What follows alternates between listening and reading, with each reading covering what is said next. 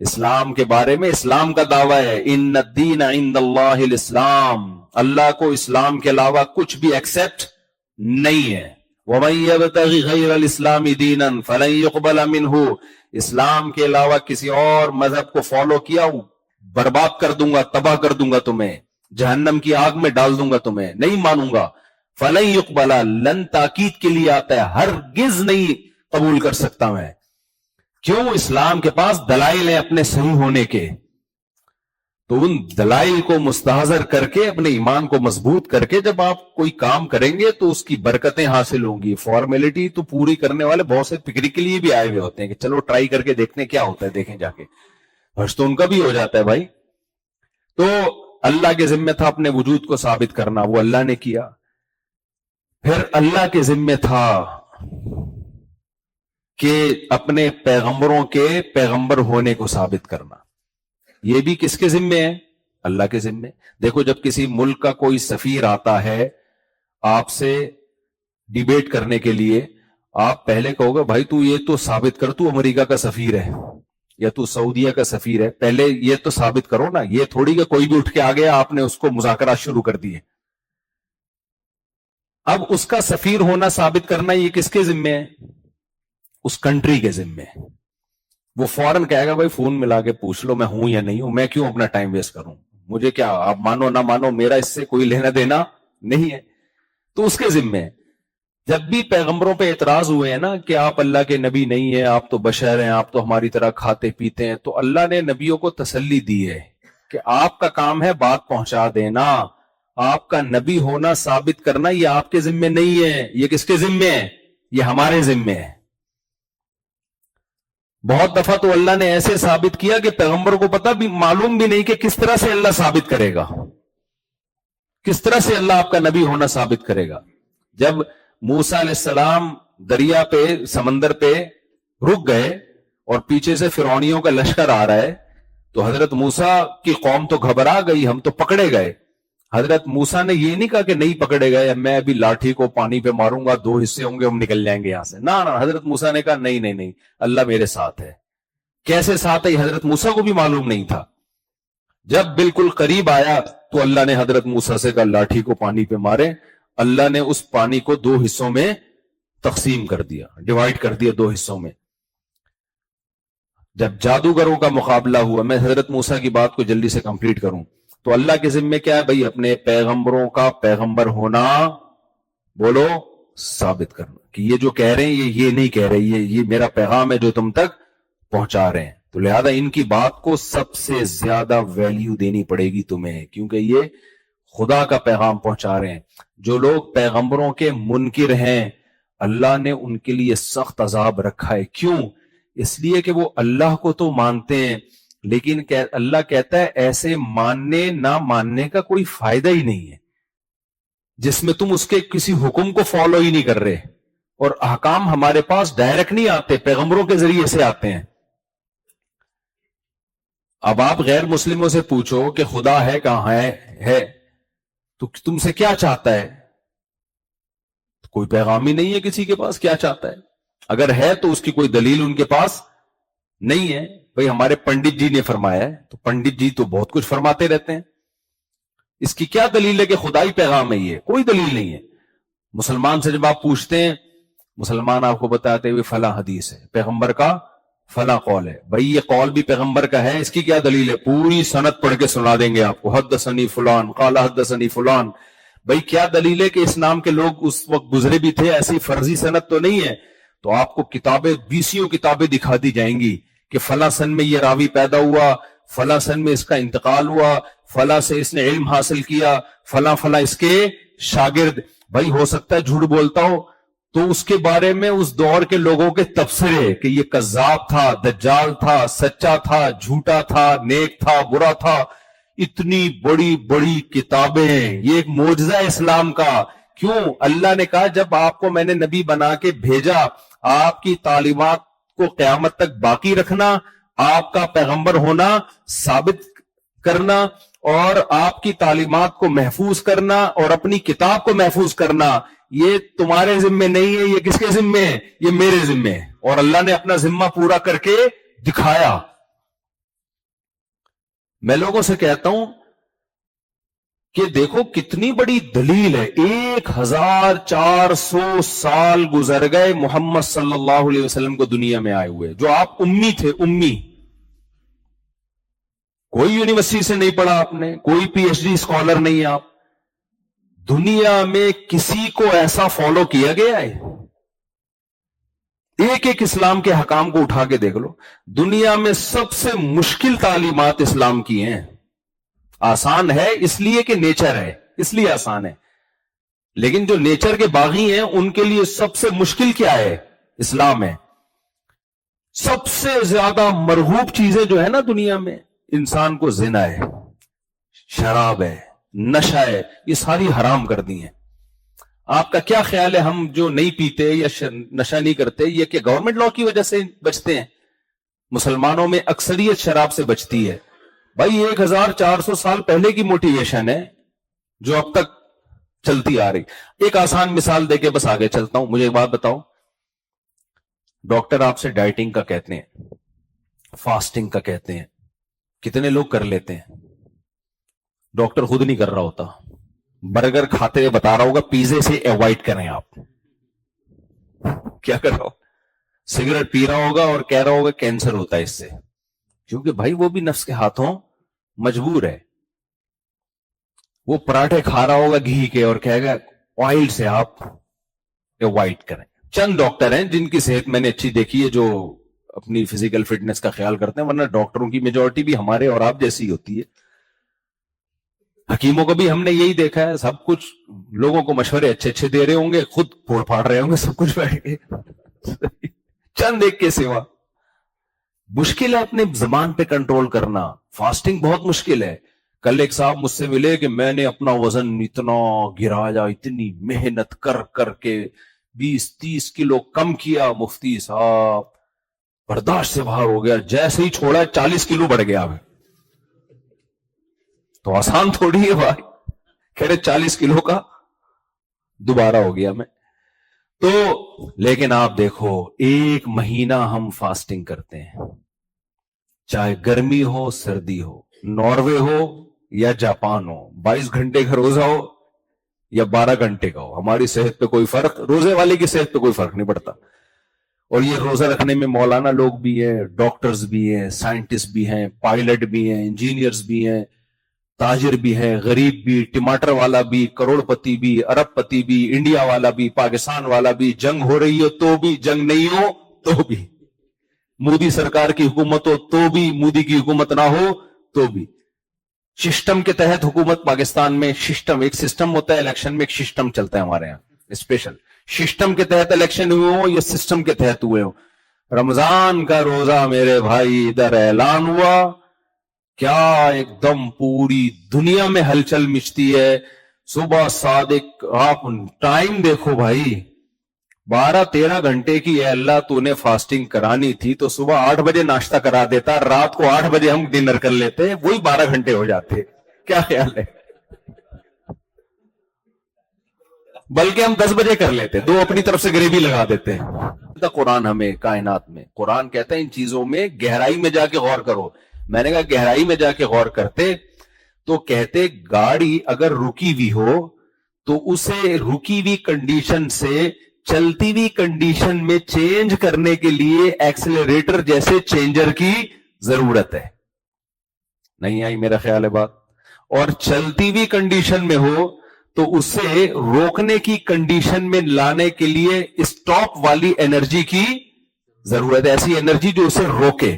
تو میں نے کہا جو گاڑی اپنی ایک کنڈیشن سے دوسری کنڈیشن میں چینجر کے بغیر چینج نہ ہو سکے، وہ کریٹر کے بغیر اس میں کریشن کا عمل کیسے ہو سکتا ہے؟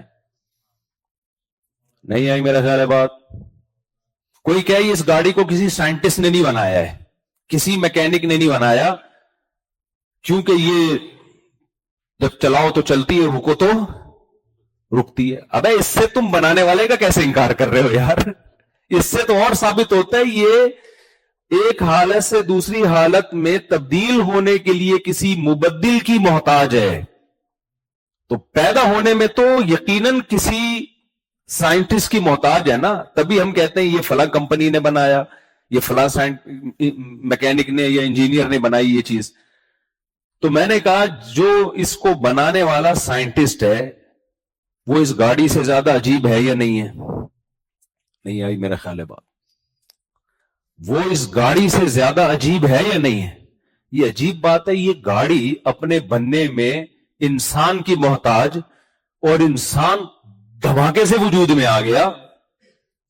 میں نے کہا بھائی پھینکنے پر گورنمنٹ کی طرف سے کوئی پابندی بولو نہیں ہے، پھینکتے رہو بیٹھ. اللہ نہیں چھوڑے گا، یہ بتا دوں میں. نمبر آپ کے آ جائیں گے 100/100 نمبر آ جائیں گے. اللہ نہیں چھوڑے گا. اللہ کہے گا یہ کیسے ہو گیا. تو اس کائنات میں ہم دیکھتے ہیں فزکس کا لا ہے جو نیوٹن بتا کے چلا گیا، اور نہ بھی بتاتا تو بھی یہی لا ہی سامنے آنا تھا. اس میں کوئی بہت بڑی راکٹ سائنس نہیں تھی. وہ تو سیب اس کے سر پہ گر گیا تو اس نے بہت ساری باتیں ہم ہوتے کھا کے نگل لیتے. اس نے بہت سارے اس سے چیزیں کو استدلال کیا، صحیح کیا، اس کا فائدہ ہوا انسانیت کو. تو اب مجھے بات ایک بتاؤ، نیوٹن کا لا یہ ہے کہ چینجر کے بغیر چینجنگ اس کائنات میں نہیں ہو سکتی. تو کریٹر کے بغیر کریشن سے اس کائنات گزر سکتی ہے؟ یہ کریٹڈ ہو سکتی ہے کریٹر کے بغیر؟ نہیں ہو سکتی.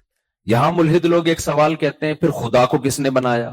او بھائی نیوٹن کا لا خدا کے بارے میں نہیں ہے، کائنات کے بارے میں ہے. یہ نا اللہ کے بارے میں نیوٹن کوئی لا پیش کر کے نہیں گیا.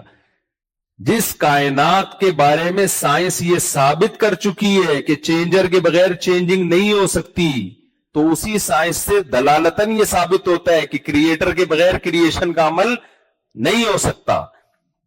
اللہ کے بارے میں تھوڑی کوئی لا ہے فزکس کے لا اللہ پہ اپلائی تھوڑی، وہ خود سے ہمیشہ ہو سکتا ہے. ہم بات کر رہے ہیں اس کائنات کی.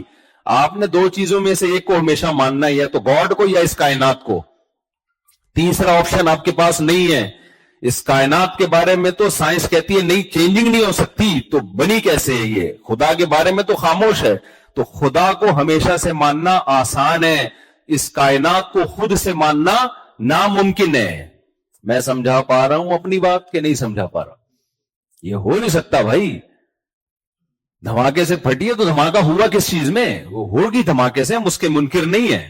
ہم تو ویسے بھی دھماکوں کا انکار کر ہی نہیں سکتے. کراچی میں تو دھماکے ہی دیکھتے ہیں ہم لوگ. ہمیں تو اب ہر چیز کے پیچھے دھماکہ نظر آتا ہے. آفر بھی دھماکہ آفر ہوتی ہے. آپ دیکھیں لوگوں کو پتا ہے کراچی والے کس چیز سے متاثر ہوتے ہیں، تو دھماکہ آفر.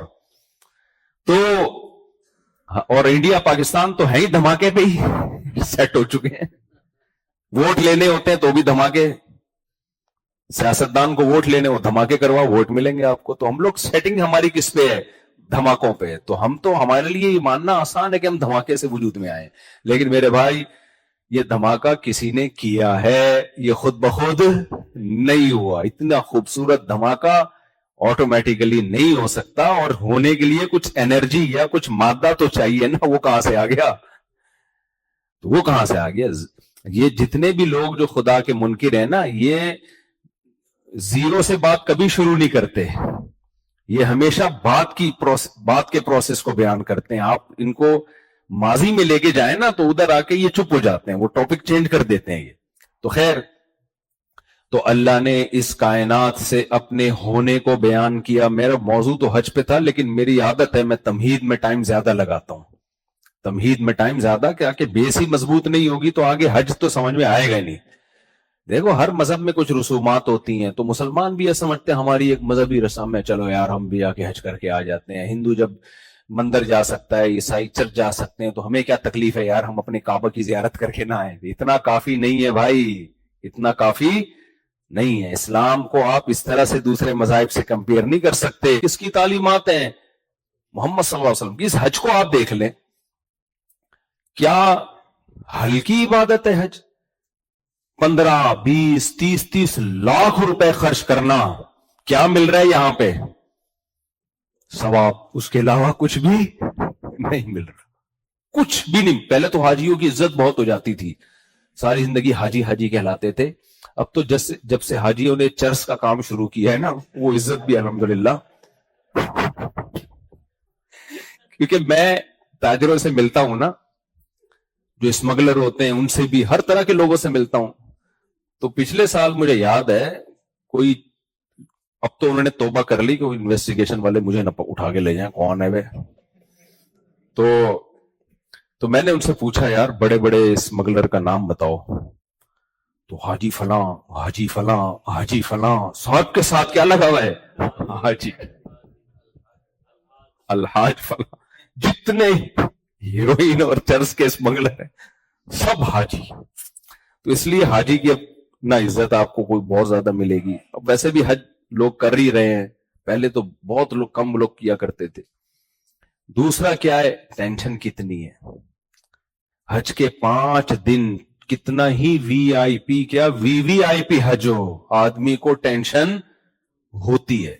کل ایک صاحب آئے حج قران کر رہے تھے، وہ کہہ رہے مفتی صاحب بغلوں سے بو آ رہی ہے بہت، نہا لوں. میں نے کہا بو تو آئے گی بھائی. تو نہا سکتے ہیں صابن کے بغیر، تو خوشبو نہیں لگا سکتے. تو کتنی یہ 5 دن کی ٹھیک ٹھاک ٹینشن ہے. چاہے کتنا وی آئی پی حج ہو جائے، عرفات میں پھر آگے جو پیدل گاڑیوں میں جائیں گے اور پریشانی ہوتی ہے، ٹرین میں جائیں گے اور لوگ وہ کہتے ہیں ہم تو ٹرین میں جائیں گے. جی ٹرین میں، ٹرین تک پہنچنے کا جو ٹائم ہے نا، لوگ بڑے خوش ہوتے ہیں. ابھی جہاز میں ایک صاحب مجھ سے ملے کہ میں تو اللہ کا شکر ہے وہاں عرفات سے جب ہم مزدلفہ جائیں گے میں تو ٹرین میں آرام سے جاؤں گا. میں نے کہا ٹرین تو آرام سے مزدلفہ چلی جائے گی، تو ٹرین تک کتنے کیسے آرام سے جائے گا؟ وہ اکیلا تو تھوڑی جا رہا ہے بھائی ٹرین میں، لاکھوں لوگ اور بھی جا رہے ہیں. تو وہ جو بھگدڑ مچتی ہے اسٹیشن پہ اور جو پس ہو گئے وہ الگ ہے. کل میں نے اپنے ایک بڑے بزرگ ہیں جن سے اللہ ان کی عمر میں برکت دے، ان سے میرے تعلق بھی ہے، تو میں نے ان کے ساتھ پرسوں عمرہ کیا. تو عمرے میں کیا ہوا کہ وہ ان کو میں نے دیکھا وہ دھکے کھاتے ہوئے جا رہے ہیں استلام کرنے کے لیے. وہ نہیں استلام، جو حجر اسود کا بوسہ تو احرام میں اس لیے منع کیا جاتا ہے، خوشبو لگی ہوئی ہوتی ہے، رکن یمانی پہ استلام ہوتا ہے. تو ایسے حالانکہ بہت بڑی پرسنالٹی ہے لیکن کبھی ادھر دھکے کھا کے جا رہے ہیں کبھی ادھر آ رہے ہیں. ایک عجیب دیوانہ والا منظر ہوتا ہے، دیوانوں والا منظر ہوتا ہے. تو یہاں آ کے پرسنالٹی آپ کی ایک طرف، سب سے پہلے اللہ آپ سے آپ کا لباس اتروا لیتے ہیں کہ آپ جو 3 پیس سوٹ ٹائی اور یہ والا کاٹن، یہ کلف اور استری کی کریز اور یہ سب چیزیں بغیر سلا ہوا کپڑا پہننا ہے.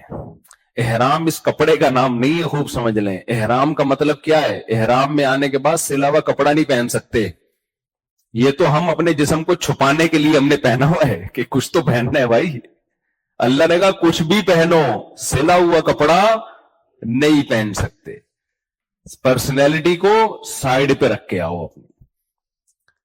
پھر خوشبو نہیں استعمال نہیں کر سکتے، بال نہیں کاٹ سکتے. ابھی تو حج بہت چھوڑے دنوں کا ہو گیا، جب صحابہ کرام حج کے لیے آیا کرتے تھے تو ایسے واقعات تھے سر میں جوئیں پڑ جاتی تھیں، جوئیں گر رہی ہوتی تھی زمین پہ، اس کو مار نہیں سکتے تھے آپ، جوں کو نہیں مار سکتے. تو اتنا ٹف ہوتا تھا. پھر آنے کے بعد رش میں کیسے طواف کیا جاتا ہے اللہ کے گھر، صفا مروہ کی سعی کی جاتی ہے، کنکریاں ماری جاتی ہیں. کیا ہے بھائی؟ کوئی گورا ہم سے پوچھے کیوں مار رہے ہو بھائی؟ یہ جو 3 پتھر لگے ہوئے ہیں جس کو چھوٹا شیطان، درمیانہ شیطان، بڑا شیطان، یہ شیطان نہیں ہے. شیطان سارے بڑے ہی ہوتے ہیں، چھوٹے شیطان نہیں ہوتے. یہ تو صرف ایک نشانی سعودی گورنمنٹ نے لگائی ہوئی ہے، پتھر لگائے ہوئے ہیں. یہاں شیطان نمودار ہوا تھا حضرت ابراہیم علیہ السلام کو بہکانے کے لیے، اب نہیں ہے، اب ایک یادگار ہے، ابراہیم علیہ السلام کی سنت ہے. تو ہم یہ کام کرنے کے لیے کوئی 20 لاکھ کوئی 30 لاکھ روپے خرچ کر رہے ہیں یہاں آ کے ہم نے بیت اللہ کے گرد 7 چکر لگانے ہیں، پھر صفا مروہ کی سعی کرنی ہے. حضرت ہاجرہ دوڑی تھی یہاں پہ، اور پھر ہم نے 7 کنکریاں مارنی ہے، تینوں شیطانوں کو اگلے دن پھر مارنی ہے، اگلے دن پھر مارنی ہے، جانور ذبح کرنا ہے. پھر طواف زیارت میں کتنا رش ہوتا ہے، ایک ہی دن میں 2-3 دنوں کے اندر 60-70 لاکھ لوگوں نے طواف کرنا ہوتا ہے. تو کیا مل رہا ہے ان سب پہ بھائی؟ ثواب. اس کے علاوہ کچھ بھی تو اس ثواب کے لیے جسمانی محنت بھی اور پیسوں کی قربانی بھی، بھائی یہ سچے پیغمبر کی موٹیویشن سے ایسا ہو سکتا ہے. جھوٹ تھوڑے دنوں تک چلتا ہے، اس کے بعد جھوٹ میں اتنی پاور نہیں ہے کہ وہ یہ سب کچھ کرا لے آپ کو. جھوٹ میں اتنی طاقت نہیں ہے. کچھ تو تھا محمد صلی اللہ علیہ وسلم کے پاس، کچھ تو تھا نا.